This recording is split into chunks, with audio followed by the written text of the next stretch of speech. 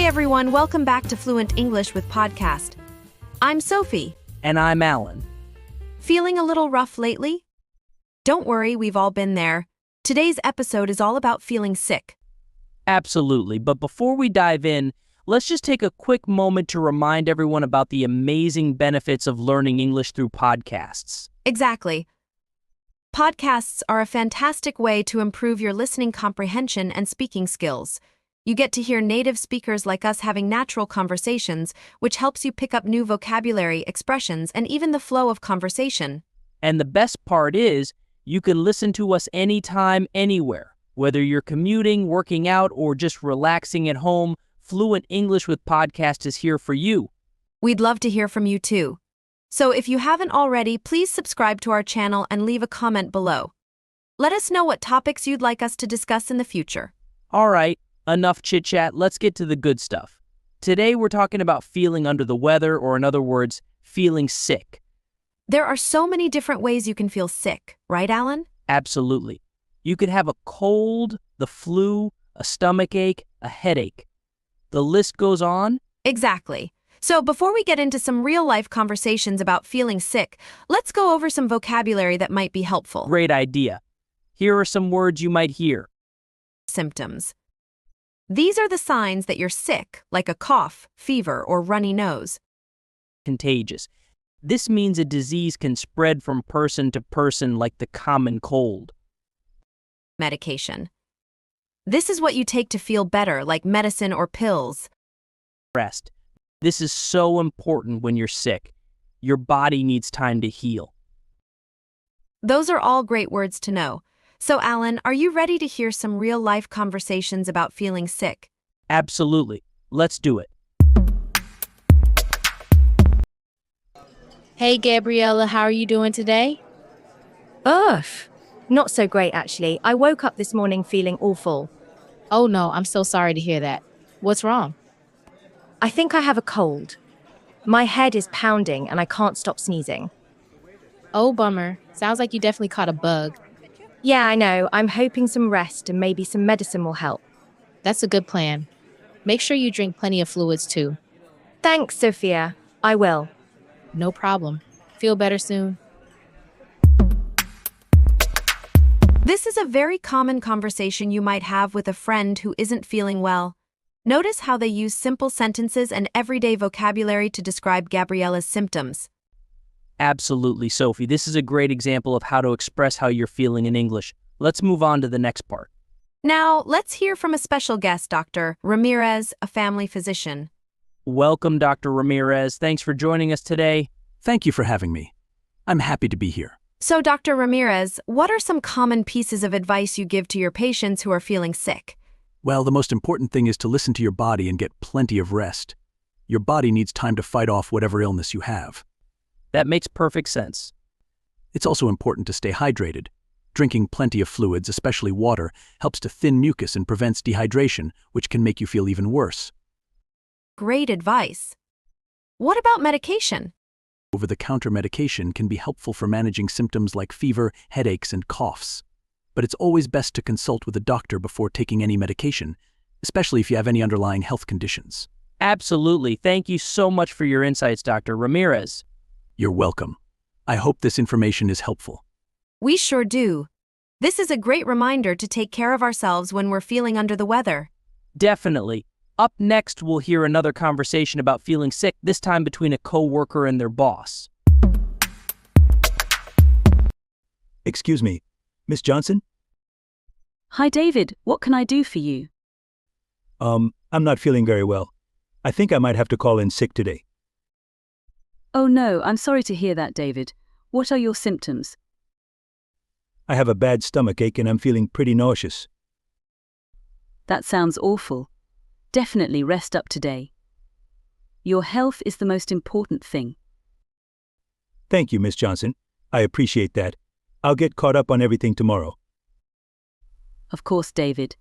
Don't worry about work today. Just focus on feeling better. Thank you so much. I will. This conversation shows how to politely call in sick to work. Exactly, Alan. It's important to be clear and concise when calling in sick, but also to show your appreciation for your boss's understanding.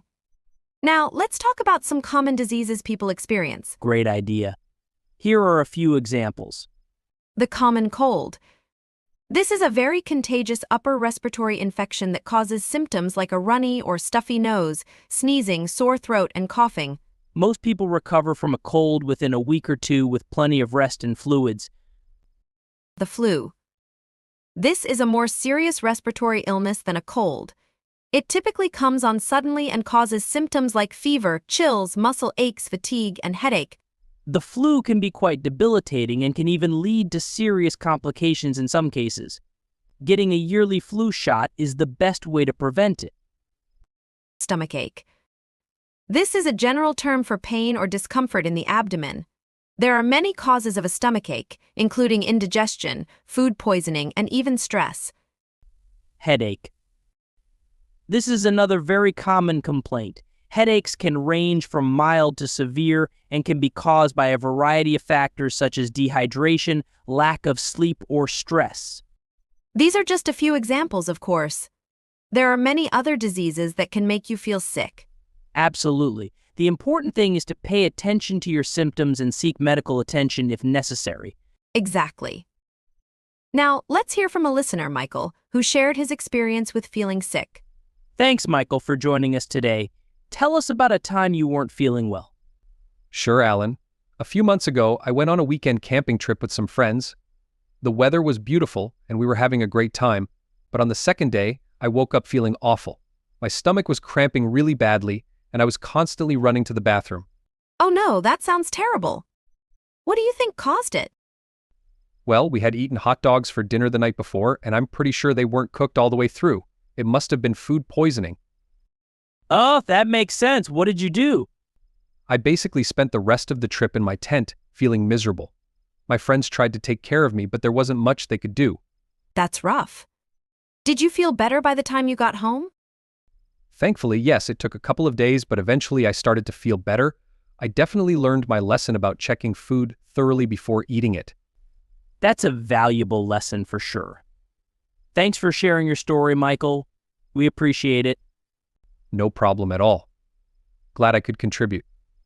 Michael's story is a good reminder to be careful about what you eat, especially when you're outdoors. Food poisoning can be very unpleasant. Definitely, Sophie. It's also important to know your limits and take care of yourself when you're not feeling well. So far, we've talked about different illnesses and how to communicate when you're feeling sick. But what about preventing yourself from getting sick in the first place? Absolutely. Here are some simple tips to help stop the spread of germs. Wash your hands frequently. This is one of the most effective ways to prevent the spread of germs.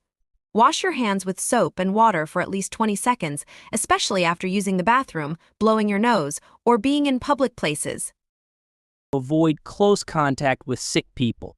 If you know someone is sick, it's best to avoid close contact with them. This means avoiding hugs, handshakes, and sharing personal items. Cover your coughs and sneezes. When you cough or sneeze, use a tissue to cover your mouth and nose. Dispose of the tissue properly after use and wash your hands immediately. Get enough sleep. When you're well rested, your immune system is stronger and better able to fight off illness. Aim for 7 to 8 hours of sleep each night. Eat a healthy diet. Eating a balanced diet with plenty of fruits, vegetables, and whole grains gives your body the nutrients it needs to stay healthy. By following these simple steps, you can help reduce your risk of getting sick and keep those around you healthy too. Exactly. Now, let's hear from a listener, Sarah, who recently had a case of chickenpox. Hi, Sarah. Thanks for joining us today. Tell us about your experience with chickenpox. Hi, Ellen. Thanks for having me. Well, it all started a few weeks ago. My little brother came home from school looking miserable. He had a bunch of itchy red spots all over his body. Oh no, what happened then? It turned out he had chickenpox. And of course, as his older sister, I ended up catching it too. Ugh, that sounds like a bummer. How did you handle it?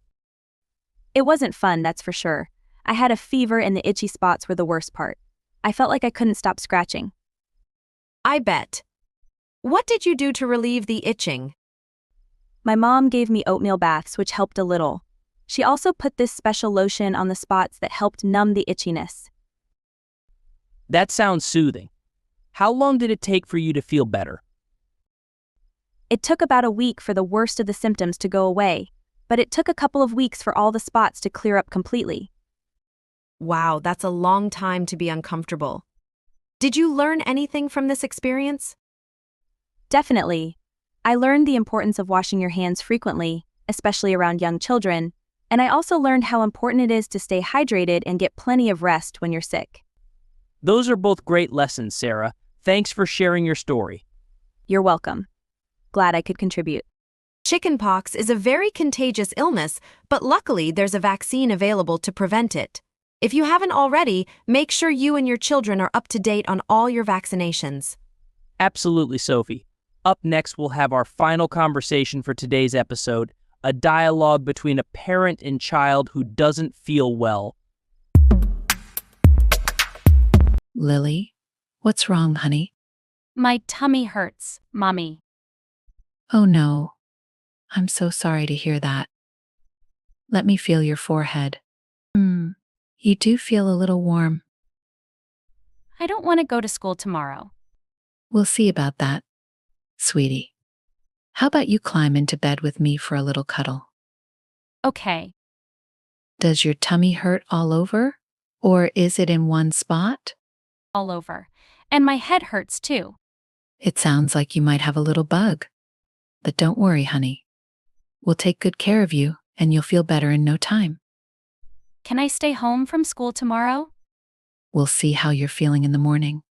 If you're still not feeling well, then you can stay home and rest. Yay. Can we watch movies all day? We'll see about the movies, but you definitely need to rest. Maybe we can read some books and play some quiet games. Okay, Mommy. Is there anything else you need right now? Some water, maybe? Yes, please, Mommy. Sure, honey. Here you go. Thanks, Mommy. You're welcome, sweetie. Now, try to get some sleep. You'll feel much better in the morning. Okay, Mommy. Love you. Love you too, Lily. Sweet dreams. This conversation shows how to care for a young child who is feeling sick. Notice how Sarah is both comforting and reassuring to her daughter. Exactly, Alan. It's important to make your child feel safe and loved when they're not feeling well. Absolutely.